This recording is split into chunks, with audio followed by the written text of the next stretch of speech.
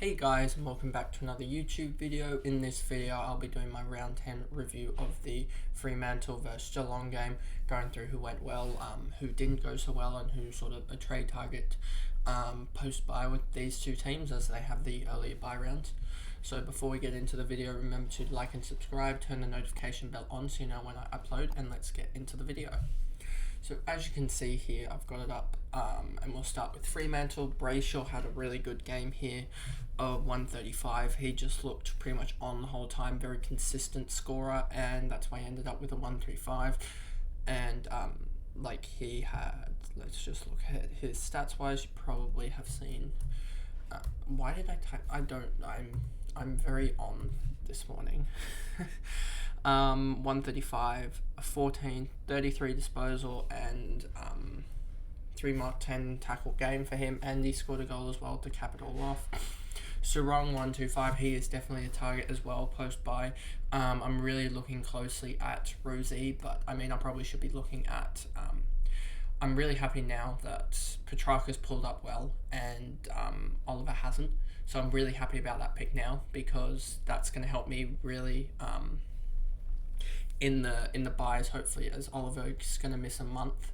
I know that it's not that a lot of people, it'll be only for the 18 game weeks for when you only have 18 guys available, but for this week it will be a week where we have 22 guys available to top 22 scorers, and I think Petrarca will get that mid-roll, that pure mid-roll back, and he'll be really dominant next week.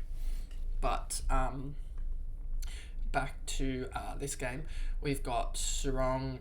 He did absolutely huge, and he's a guy that I'm looking to bring in. That's how I got to the to Petrarca.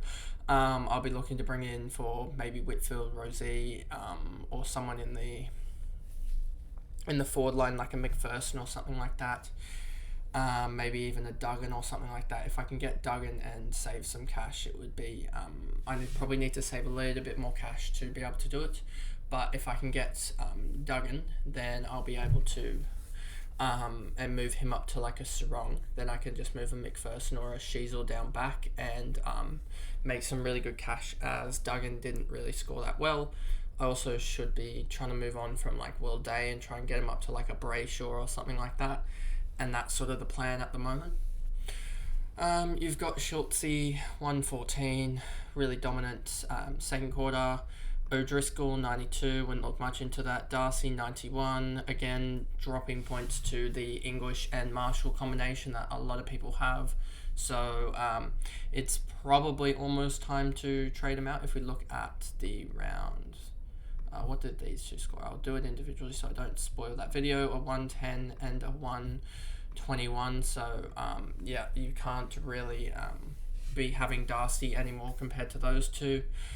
Banfield's 89, Amira, Aish, Ryan a low score as well as Young, so that's really disappointing for anyone who had them. And then anyone else here, and then Fife was subbed out of the game. I'm pretty sure it was just tactical at this point, just trying to get him slowly back into the groove, and I think it will eventually get to the point where he is playing full games, but I think they're just trying to ease him back in, as well as get some experience into Johnson through using the sub rule, which I think will be taken out next year, this extra player sub. And then you got Walker, Tracy, and then we move over to Geelong, and Geelong yet again just have absolutely no one doing anything. Bruin somehow made 93, so it would have been nice if this was round 1 or round 2 when he did it, but of course he does it in round 10 when no one has him anymore. Isaac Smith, Blickarves, Stewart, another down week for him, and yeah, just disappointing, didn't get off to a good start, and then picked it up slightly, but yeah, just never got going, I guess, and really just never got those marks. Segler, Henry, Hawkins, Cameron. I mean, this is going to be a very short recap because there's nothing much to talk about here, as no one really did anything. As we look at just the averages of Geelong, you have Dempsey 31, Simpson 54, 40, 57, 73, 61, 81 for Holmes, but he only made a 47. 54, 30, 44, 36, 73 for Aikens, but he was still 16 below that on 57. Nevitt as well. Let's look at him. Wasn't he? Yeah, I was going to say he was like a 330k guy, wasn't he? And he's going to make a lot of cash, but he's just not someone you'd want, as he's too expensive to have on the bench, and he's not scoring enough to be really on field. Tui's only averaging 62. Zach Guthrie 67. Radicalea 45, but he made a 62. That's all right. Hawkins and Cameron 65 and 64. Cameron is just absolutely going down in cash. I wouldn't be surprised if we look at Cameron and see him 750k, 767k with a break even of, I'm guessing, around that 130, 140 range again. So he's really been disappointing.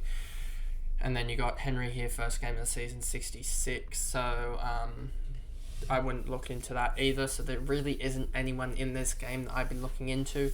I mean, we're sort of seeing that across the year. I guess that sort of happens every year, is that the mid prices from the start to wane out very quickly. And you also see that the rookies start to wane out. Like, we didn't see any rookies that I'm really looking at, especially with the sub rule being there, that we've seen Johnson be subbed quite a lot. Recently, we've seen Holland's been subbed out 2 games in a row. And we've seen also the likes of Mitchell being subbed out a couple times. And other players, a lot of rookies getting subbed out, and it just hurts their cash gen potential. So I guess that's really it for this video. There isn't much to talk about. So that's the review there of the Fremantle versus Geelong game, and I'll see you guys in another video. Thanks guys, goodbye.